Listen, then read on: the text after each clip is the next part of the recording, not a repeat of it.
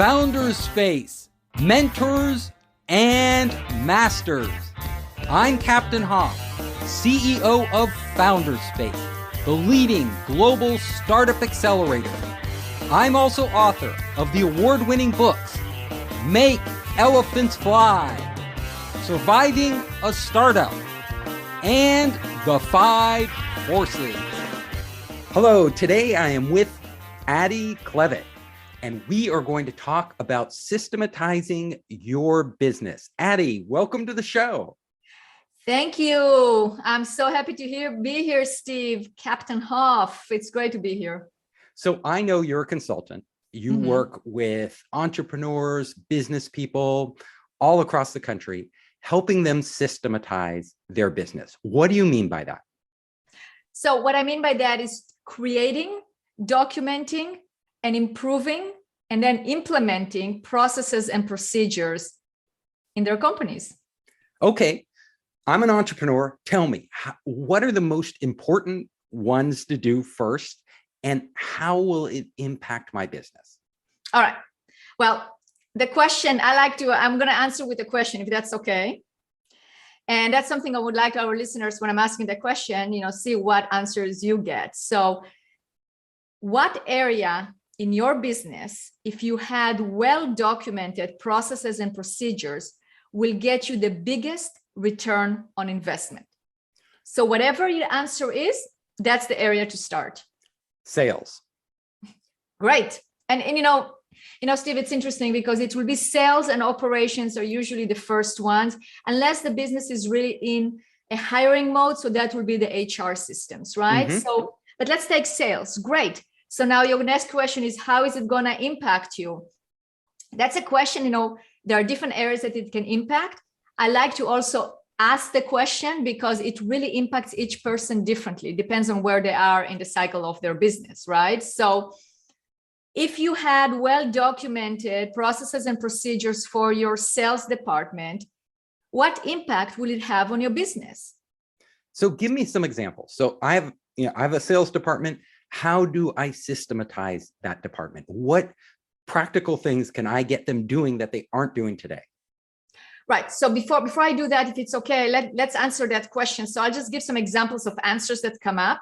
So it can be, depends on where you are on what phase you are in the business. So let's say you are hiring new salespeople. Let's say you're a construction company, you're hiring estimators, or you are a technology company and you are hiring salespeople. So one of the benefits will be to make sure that there is consistency, that everyone is doing it the same way. Let's say you are about to sell your business. If you had well-documented processes and procedures on your sales, then that tribal knowledge, that hard-won knowledge is not just going to go away, but it's going to be documented, and it's something that then you can pass on to the next owner, right? So that can be an example of the benefits. I can see this. So if I have my salespeople, we have a script that they all use to sell. We're always improving the script. It's like a living script. We're making it better and better. So everybody's contributing to it. I onboard a new salesperson. That person, everything's documented. Like all the best practices are there. They can get up to speed much faster. That makes productivity much higher. Right. And you're creative. And a lot of creative people, because I heard what you said, and then I already hear some of our listeners go, well, but I don't want to be that rigid. What about the fluidity of people just, bringing their own personality and creating? Well, it's true. So it depends on the type of organization that you are, to what detail we're going to go in the documentation, or what detail you should go into documenting, right? Well, I want to interrupt you because I think documenting and systematizing doesn't have to curb creativity, because those are two different things. One, I can document all the best sales practices, the best scripts, but when somebody goes in to sell, I don't have to tell them you have to stick exactly to the script. You cannot deviate. I can say, here are the best practices, take this and innovate upon it. And if you come up with something better, let us know. Precisely. That's exactly what I'm talking about. So we got it cleared. So that's good. So that's the full answer right there. So in the sales department, what else can I systematize? What are all the different angles that I can do to make it an optimal machine? Well, first of all, you have to break it down to its components, right? So again, depends on your type of business, but usually what you will have the lead intake, right? So however, whether it's new prospect or lead or referral, but you will have that intake. How do you actually communicate to a new lead? Where do you keep it, etc.? So the lead intake part. Then there will be the qualification of the lead. You should, if you don't have it, you should qualify it, because otherwise you're getting inundated with. So what are the criteria we use to qualify leads? And how do you do that? Maybe it will be an intake questionnaire. Maybe it will be your first interview. So there will be the qualification of the lead. Then there will be some kind of a need assessment, like the first meeting that you do. So it will be a need assessment. It can be a discovery call, whatever you want to call it, right? So that should be a process for that. Then we have to have a process for presentation, the pitch itself, like you are presenting your services, like you discover what the pain point is. Now we have to basically present it. And then we are going to have a process on how to write the proposal, however you do that, either the proposal, the estimate, whatever it is, writing it and presenting it. And then, of course, there should be the follow-up, because that's very important, because that's really, you will have to have the closing. So if you want to document your closing technique on how you do that, and then the follow-up. So those will be the different parts of a sales process. And then when we have that, then we can take a look and see what other systems, so what automation you can use in order to simplify the process, in order to make sure the process is bulletproof, in order to make sure that it helps you and you're saving time. So that's where the optimization comes in. And so do you recommend certain CRM software or other solutions? It really, it's again, I'm answering, it depends, but it's really, I'm familiar with many CRMs. I am not attached to any one of those. I can recommend, depends on the business, what they need, but I would definitely recommend a CRM, because you can't really run a sales department without a CRM. You can't do the follow-up. You will lose sales. The CRM is an integral part of the sales process. Yeah. Okay. So but you're pretty agnostic as to which one. Very agnostic. Yeah. I'm not yeah. So let's talk about other areas of the business that you can systematize, and let's talk about some that people wouldn't ordinarily think of. All right, so let's talk about hiring. That can be one. I don't know if people, maybe they already thought about it, but there are also systems that help you in terms of the hiring. Onboarding is a very important one. So systematizing the hiring in terms of how do you interview, like how do you post, how do you interview, how do you make a decision? But there are systems there as well that can help. So one of my clients actually introduced me to a software where you can asynchronically do the interview. So that's a great way of actually creating and automating your interview process, right? And another one that is a really good one is create the questions ahead of time, and you can send a questionnaire to the applicant so they can answer it ahead of time. Have them do a video so you can see, even a 2-minute video, like the one I told you about, the asynchronic video. That's for the entire interview, but you can also, let's say you are hiring for a salesperson, have them do a 1.5 or 2-minute video so they can answer, they can send you, instead of sending just a resume, send it like that, so you can see how they interact. So those are little ideas that you can make it part of your process to make it more efficient. That's a great idea. Do a lot of people do the video? More and more. At least people I work with, because that's what I recommend. But, I with one of my clients, we actually tried that, to do interviews asynchronically. I think it's called Spark Hire. That's one of them. You can also do it with any soft, like the Go Tolstoy, which is a new one I just discovered that another client is using. You can actually go back and forth. And, it takes discipline, because what happens is that you have applicants coming at you, and you go, well, maybe I should go interview them in person. But if you discipline yourself to really listen to all the questions and observe the applicant, observe what they say, see if it's a good fit or not, then you're actually saving time on scheduling interview, and you're during your busy day, and you're also saving on people not showing up for interviews, etc. So that's a great advice, because everybody thinks we have to do these Zoom calls. It has to be synchronous. We all have to schedule it, and our schedules get really full, and it just takes a lot of time out of your day. Now, doing things asynchronously in general tends to be more efficient because you can do it when you have downtime. You can schedule it. You can do a whole bunch at once, like go through a whole bunch of videos if you get a bunch of videos. I like that idea.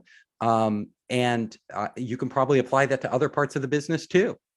For sure, internal communication. I mean, we all. I mean, the area that is definitely a time sucker is meetings, right? I mean, we do meetings. And now on Zoom. Okay, let's have a Zoom call, and then which is kind of like, then the whole day is like 10 hours of Zoom calls, and you're zoomed out at the end of the day, right? Or whatever platform you're using. So, I think that really communicating that way asynchronously. I mean, I just before this then podcast, you could also share the interviews with different employees with other people in the company. They don't have to schedule a separate interview. They can actually look at the questions you asked and look at the responses and have their own opinion on whether this person is good or not.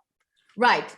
Yeah, but that's on hiring, but even not on hiring, even just internal meetings. Like right now, before the podcast, as an example, I have a client that he slacked me a voice message on. Obviously, it was on Slack because he slacked it. So it's basically a voice message on Slack, and I responded back. So it was kind of like a back and forth. I heard his voice. I heard what he had to say. He heard mine. It was like we had a conversation, but instead of all the other things that go around, it was just very much to the point. Yes. And it also gives you time to respond to things, because when you're in a synchronous meeting, when that's how you systematize it through synchronous, you often don't have the data. Like they'll ask you a question and you'll be like, well, I don't know, I've got to go look that up. But if it's asynchronous, you can actually go off, do all that work, come back with the answer that they were asking the question for. So again, you don't have to have a whole meeting to get to a simple answer. So that's a really good point. And and on that, I just want to say something on that in terms of you asked me about systems and what people might not have thought about. It's really systematizing your communication, because there is way. I mean, I don't think you're advocating either to just like all of a sudden be asynchronic communication. You can definitely, there is a place for a face-to-face interaction. Oh, yes. But there is a place for in-person, going out to lunch or dinner. So, but identifying the different communication systems and deciding what each one is for can create such an order in a chaos. Like what goes on Slack or Teams or anything like, when you can go back and forth like a messaging system, what goes on email, what goes on a task management, like the communication on a task management software like Asana or ClickUp or Monday, right? So if you actually define it for yourself, and that's what I do for a lot of my clients, because that is a system that has to be documented and agreed upon. And within it, in Slack or Teams or whatnot, that's a good point. It's a really good point that I think a lot of people don't think about. I mean, we all use these platforms, but we may not be using the right platform for the right task or the right channel of communication. So actually having a map where people can go to and say, oh, I want to talk about this project. We should be doing that on a project management platform. Correct. We shouldn't be doing that on Slack. We shouldn't be doing that on Zoom. It's actually much more efficient to be doing it here. So very good point. Thank you. Other areas. So other tips for entrepreneurs out there. They're thinking, I want to be more efficient. I want to have better communication, better collaboration. What systems should they be thinking about? They should be thinking whatever system, they should be thinking also how to implement it, right? And I really want to make sure we touch on it, because you can we can create a great system for communication, for hiring, for sales, for anything that you want. But if it's not being used, then there is no point in even looking at it, right?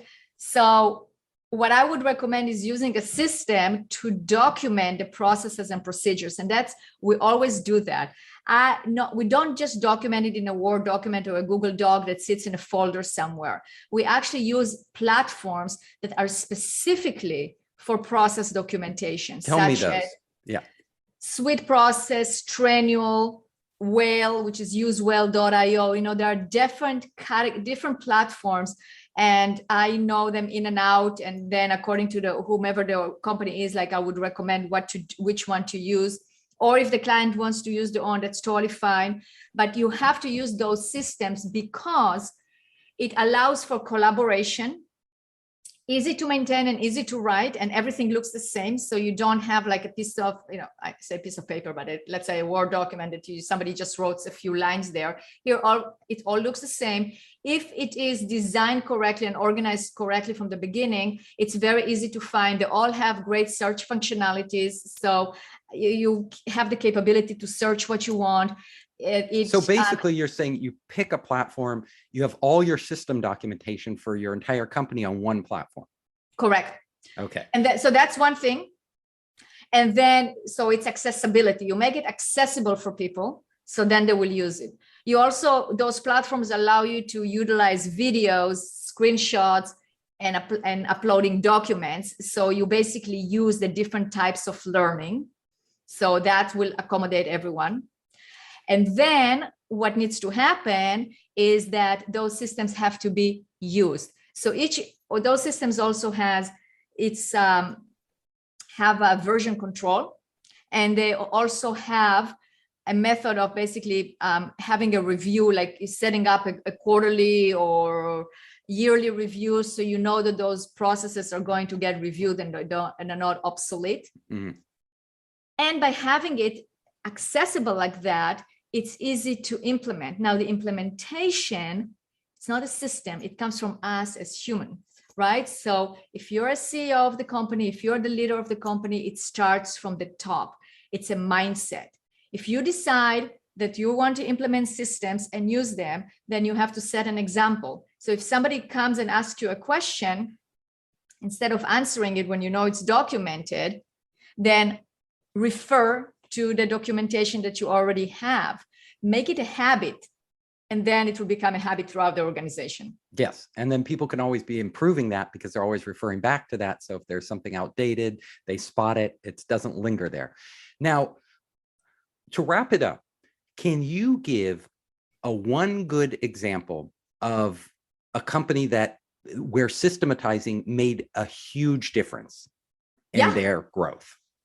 I have many examples. I'll pick one. So this example is one of my clients. He's a successful contractor, and we documented his processes and procedures.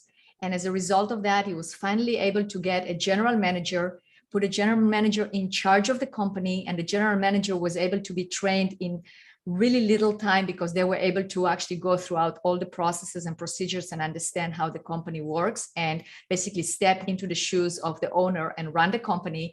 And then that owner, he got so many hours a week back, and now he started his own consulting company for other contractors to teach them how to do what he has done. So that's interesting. So he spawned a whole new business because he became systematized. Absolutely. And not only that, he was able to also really wear the hat of the visionary and revise his existing business. So it just expands and expands and expands by finding other areas of other methods. I mean, basically selling in other areas as well. So I have a friend, he runs a business where he goes in and does IT work for companies. It's a good business, growing lots of money, but he's had a hard time replacing himself. He's had a hard time enabling him to get on salespeople, to get on a general manager, to really take the load off of him so he can grow that business, 10x. He hasn't hit that yet. So what you're talking about is maybe what he's lacking is that he's not systematized enough. He hasn't really gone deep so that when he brings in these people, because he brought in people, but they never seem to perform well. There can be other things there too, like in terms of the mindset and deciding that can be done. But because, he's definitely motivated to do this. And he's made several attempts, but he hasn't gotten to the point where those people can really take that load you're talking about off their shoulder. I think a lot of entrepreneurs out there kind of hit a point where they grow their business and then their time is the bottleneck, the constraint.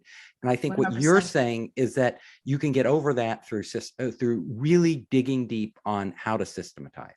Yes, and knowledge transfer. I mean, that's what it is. It's transferring the knowledge, seeing what is your genius zone and how we can actually battle it so then we can implement. That's why I said implementation or the transferring of the knowledge is as important as documenting it, because you can document it, but if you don't train it correctly and make sure that people actually execute it, then it's not a complete picture. Yeah, it's incomplete. It's a broken link in the chain. So Adi, it has been wonderful having you here. Can you tell our audience how they can reach you?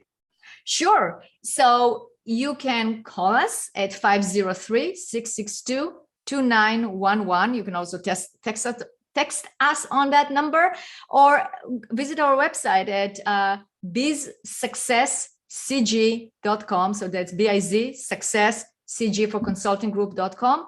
And I also have a podcast with a great episode where I interviewed you. It's called the Systems Simplified Podcast. So check it out on any podcast platform and you can reach me that way as well. I hope you enjoyed the show. If you liked it, hit the subscribe button and share it with your friends. You can help us create more great content by subscribing and sharing.